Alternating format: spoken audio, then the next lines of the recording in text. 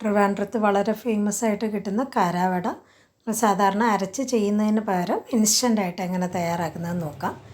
അതിനായിട്ട് വീട്ടിൽ തന്നെ തയ്യാറാക്കി അരച്ച് വെച്ചിരുന്ന ഇഡ്ഡലിയുടെയും ദോശയുടെയും മാവാണ് എടുത്തിരിക്കുന്നത്.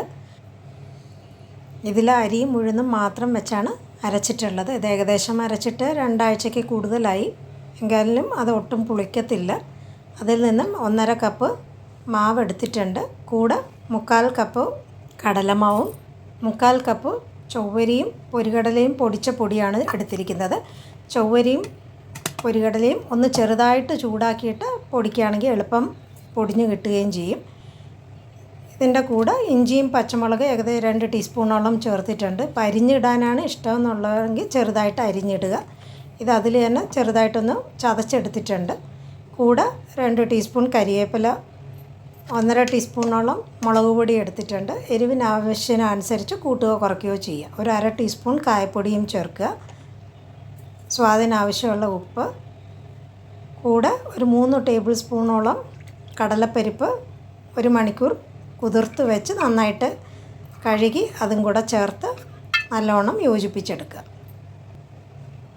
എല്ലാം കൂടെ ചേർത്ത് നന്നായിട്ട് യോജിപ്പിച്ചിട്ട് ആവശ്യത്തിനുള്ള വെള്ളം മാത്രം ചേർത്ത്, മാവ് നല്ല കട്ടിക്കിരിക്കുകയും വേണം, എന്നാൽ കുറച്ച് ലൂസായിട്ടിരിക്കുക. നമ്മൾ കൈ കൊണ്ട് എടുക്കുകയാണെങ്കിൽ ഉരുളയായിട്ട് എടുക്കാൻ പറ്റണം. കുറച്ചും കൂടെ ലൂസാണെങ്കിൽ നമുക്ക് ആ ഷേപ്പ് കിട്ടത്തില്ല എന്നേ ഉള്ളൂ.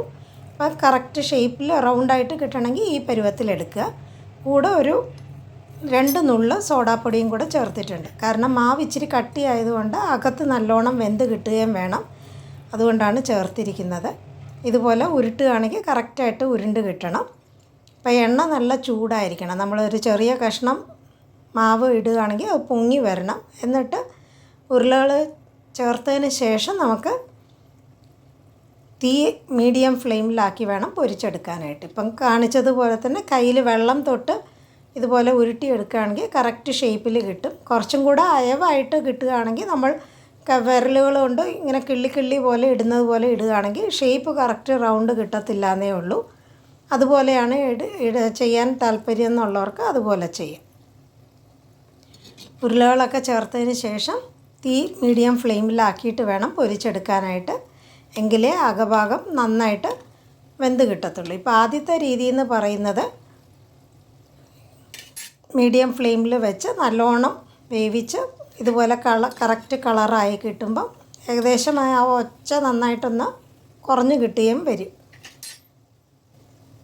ഒച്ച കുറയുക എന്ന് പറയുമ്പം അകത്ത് നല്ലോണം വെന്ത് കിട്ടിയിട്ടുണ്ടെന്ന് നമുക്ക് മനസ്സിലാക്കാൻ പറ്റും.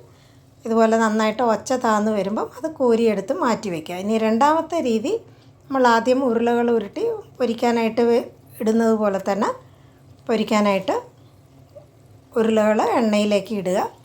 ഏകദേശം പകുതി വേവാകുമ്പം ഇതുപോലെ പകുതി വേവാകുമ്പം അത് കോരി മാറ്റി ഒരു തട്ടത്തിൽ വയ്ക്കാം. ബാക്കിയുള്ള മാവും ഇതുപോലെ പകുതി വേവായിട്ട് നമുക്ക് വറുത്ത് കോരി മാറ്റി വയ്ക്കാം.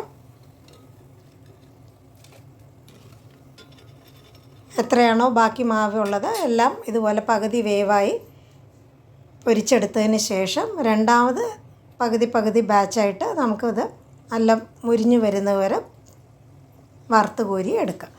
ഇങ്ങനെ ചെയ്യുമ്പം ഒന്നും കൂടെ നമുക്കത് മുരുമുരാന്ന് കിട്ടുകയും ചെയ്യും. കുറച്ച് നേരത്തേക്ക് ആ മുരുമുരിപ്പ് നമുക്ക് നിലനിർത്താനും പറ്റും. ഇതുപോലെ നല്ല ഗോൾഡൻ ബ്രൗൺ കളറാവുകയും ഒച്ച അടങ്ങുകയും വരുമ്പം നമുക്ക് കോരി മാറ്റിയെടുത്ത് മാറ്റി വയ്ക്കാം.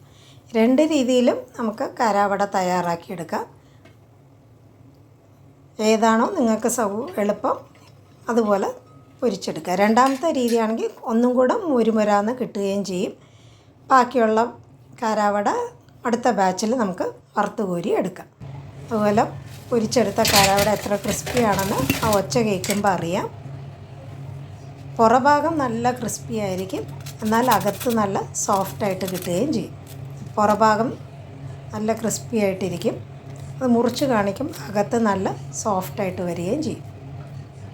ഇത് തേങ്ങാ ചമ്മന്തിയുടെ കൂടെ നമുക്കിത് വിളമ്പാവുന്നതാണ്. 4 മണി പലഹാരമായിട്ട് എല്ലാവരും ഈ രീതിയിൽ ഇൻസ്റ്റൻ്റായിട്ടുള്ള കാരാവട തയ്യാറാക്കി നോക്കും.